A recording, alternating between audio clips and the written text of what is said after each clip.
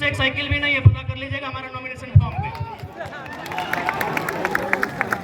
हमारा खेती बाड़ी चित्तरपुर पंचायत टोला मानटाड़ के अंतर्गत आता है। हम लोग का जो बाप दादा का संपत्ति है, आज पूरे होश हवस में कहते हैं अगर भविष्य में हम चुनाव जीतते हैं और मेरा अगर 1 इंच जमीन भी मेरे जिला से बाहर रहेगा, मां कसम वोट मत दीजिएगा अगला बार।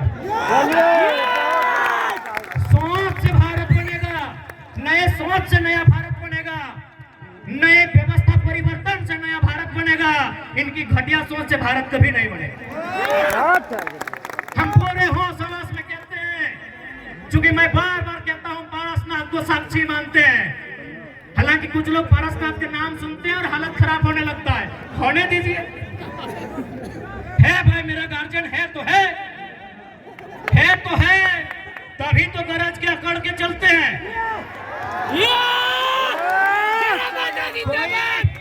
कोई हमारा बाल उखाड़ने का कोशिश कीजिए ना, अगर पारसनाथ पहाड़ उसका खाल नहीं उखाड़ लिया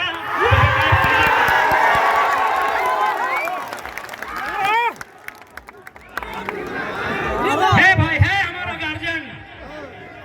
हमारे पीछे कोई गॉड फादर नहीं खड़ा है, हमारे पीछे कोई विधायक सांसद नहीं खड़ा है, हमारे पीछे हमारा इतिहास, हमारी आस्था, हमारी परंपरा, माटी राज पारसनाथ पहाड़ खड़ा है।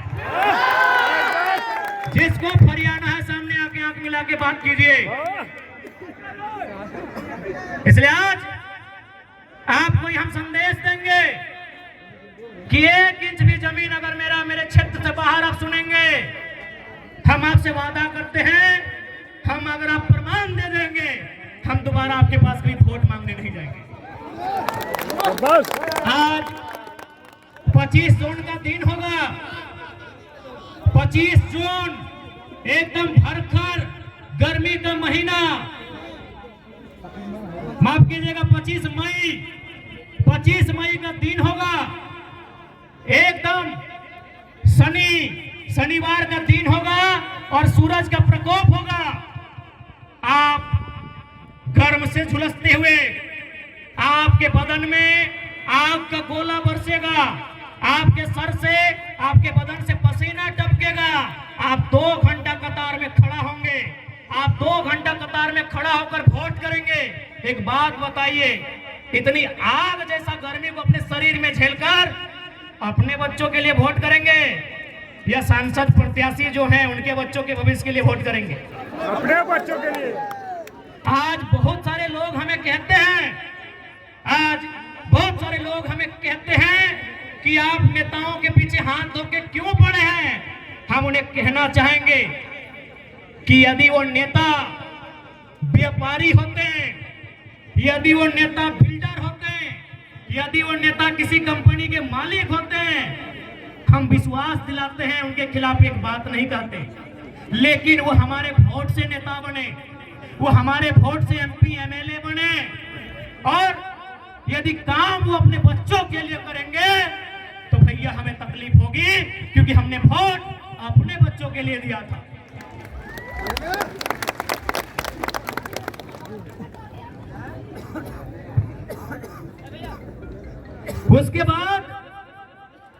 उसके बाद भी हम उनकी आलोचना नहीं करते, उसके बाद भी हम उनकी शिकायत नहीं करते।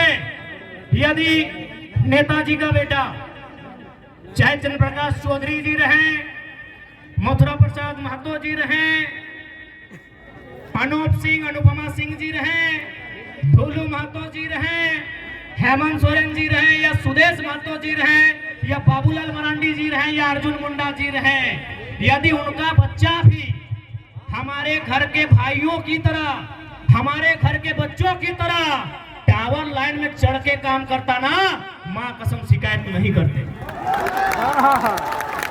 यदि उनका बच्चा हैदराबाद खड़ने जाता ना, शिकायत नहीं करते। यदि उनका बच्चा सूरत में कपड़ा की फैक्ट्री में काम करता ना, हम शिकायत नहीं करते। लेकिन आप पता कर लीजिए, नाम लेने की आवश्यकता नहीं है, उनके बच्चों में क्या योग्यता है, नहीं है। कोई किसी कॉलेज का डायरेक्टर है, किसी का बेटा दिल्ली में बैठकर कंपनी चलाता है और आपके बेटे शाम को ड्रीम एलिमेंट में 49 रुपया लगाते हैं। इसलिए आज नया भारत अभी नहीं कह सकते कैसा होगा, लेकिन नया झारखंड हम लोग देख रहे हैं। नया भारत का दृश्य कैसा होगा ये शायद हम और आप नहीं कह सकते, लेकिन नया झारखंड कैसा होगा ये दृश्य हम और आप देख रहे हैं। आज 45 डिग्री के तापमान में जो भीड़ इकट्ठा हुई है ये बदलाव का संकेत दे रही है।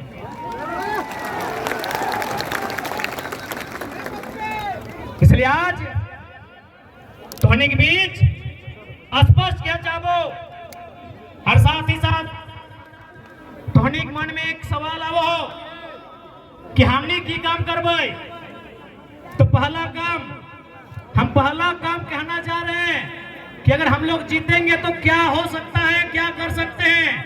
आप 25 मई को जिस दिन वोट देने के लिए जाएंगे, 25 मई को जिस दिन अपने घर से आप वोट देने के लिए जाएंगे, एक काम कीजिएगा, आप अपने घर से अपने मतदान केंद्र की दूरी को नाप लीजिएगा।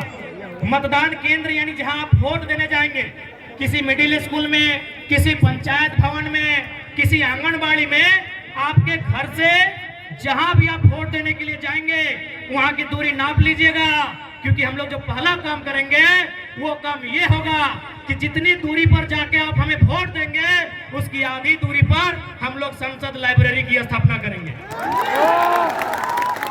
उसकी आधी दूरी पे एकदम ऑन दी रिकॉर्ड कहते हैं, लाइव चल रहा है, मीडिया रिकॉर्ड कर रही है। गिरिडीह लोकसभा में 22 बूथ आते हैं। सौगंध इस गिरिडीह लोकसभा की मिट्टी की, सौगंध झारखंड की जनता का। हम लोग जो पहला काम करेंगे कि हम लोग संसद लाइब्रेरी की स्थापना करेंगे, और वो लाइब्रेरी चास चंदन क्यारी में नहीं होगा। वो लाइब्रेरी जहां आपका गांव है, जितनी दूरी पर आपका वोट वाला बूथ होगा उसकी आधी दूरी में वो लाइब्रेरी की स्थापना की जाएगी। ये हम लोग पहला काम करेंगे, क्योंकि मेरा मानना है कि शिक्षा असल कारण है हमारी मुक्ति का। आज यहाँ जितने लोग बैठे हैं सभी मिडिल क्लास फैमिली के लोग हैं। आज जितने लोग बैठे हैं 2-4 लोग ऐसे होंगे जिनके परिवार में शायद कोई डॉक्टर होगा, कोई वकील होगा, कोई इंजीनियर होगा, कोई दरोगा होगा। यानी सभी हम मिडिल क्लास फैमिली से आते हैं। यानी हम लोग को मालूम है कि हमारे घर की जो स्थिति है, हमारे किचन की जो स्थिति है, हमारे चूल्हे की जो स्थिति है, उसे अगर हमें उन्नति के रास्ते में लेकर जाना है तो पहला काम करना होगा, अपने बच्चों को इतना पढ़ाना होगा कि अपने दम पर वो अपनी गरीबी रेखा को पार सके। आप सभी जानते हैं। बाकी देखिए यही बड़ी बड़ी इमारतें हैं, चास में, बोकारो में, सेक्टर में, कहीं 12 तल्ला है, कहीं 15 तल्ला है, कहीं 20 तल्ला है। आप अपने सर पे 18 के जगह अगर 36 ईंटा भी ढोने का काम कीजिएगा ना, तो आज मजदूर दिवस है। आप जानते हैं मजदूर की स्थिति क्या है। इसीलिए आप एजुकेशन को आपको महत्व देना होगा। आज आपके बीच एक नन्हा सा लड़का, आज आपके बीच एक साधारण सा लड़का, आज आपके बीच एक कल का लड़का यदि आज यहाँ अपने आप को लेकर आया है तो पावर ऑफ एजुकेशन।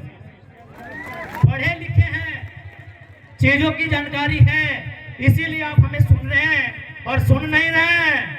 गिरिडीह से भारी मतों से विजय बनाने जा रहे हैं, क्योंकि आपको मालूम है कि गिरिडीह में अगर कोई दमदार आवाज रखेगा तो आपको मालूम है वो कौन रखेगा। गिरिडीह लोकसभा रहे या कोई सीट रहे, आपको मालूम है वो आवाज हमारे दल के लोग रखेंगे, वो आवाज टाइगर जयराम महतो की सेना रखेगी, ये आपको मालूम है। क्योंकि हम कोयलांचल की धरती में खड़े हैं। धनबाद, बोकारो, गिरिडीह के सीमांकन क्षेत्र को, रामगढ़ होते हुए हजारीबाग के क्षेत्र को हम लोग कोयला का क्षेत्र कहते हैं।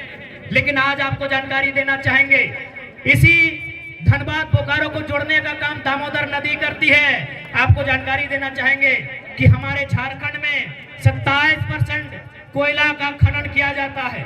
शायद आप लोग जानते भी होंगे 27% कोयला अकेले झारखंड देता है।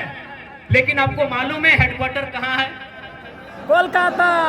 आपको मालूम है हेडक्वार्टर कहाँ है? कलकत्ता। कितना शर्म की बात, कितने दुर्भाग्य की बात कि कोयला हमारी जमीन पर और हेडक्वार्टर कलकत्ता। इसीलिए अगर गिरिडीह लोकसभा से जीतते हैं तो सदन में हमारा यह सवाल होगा कि आज के बाद से हेडक्वार्टर कलकत्ता नहीं, धनबाद या बोकारो होना चाहिए। अब यह सवाल बनता है कि धनबाद या बोकारो अगर कोल इंडिया का हेडक्वार्टर बनेगा तो फायदा क्या होगा?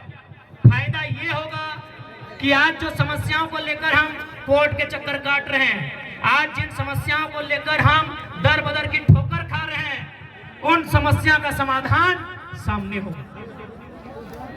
आज जितने भी कोयला के कंपनियां हैं जो कोल के एरिया हैं, आप जाके पता कीजिए कि उनके मैनेजर कौन है। 99% मैनेजर कलकत्ता के लोग हैं। 99% मैनेजर कलकत्ता के लोग हैं। यदि हेडक्वार्टर धनबाद या बोकारो आएगा तो मैनेजर झारखंड के लोग बनेंगे।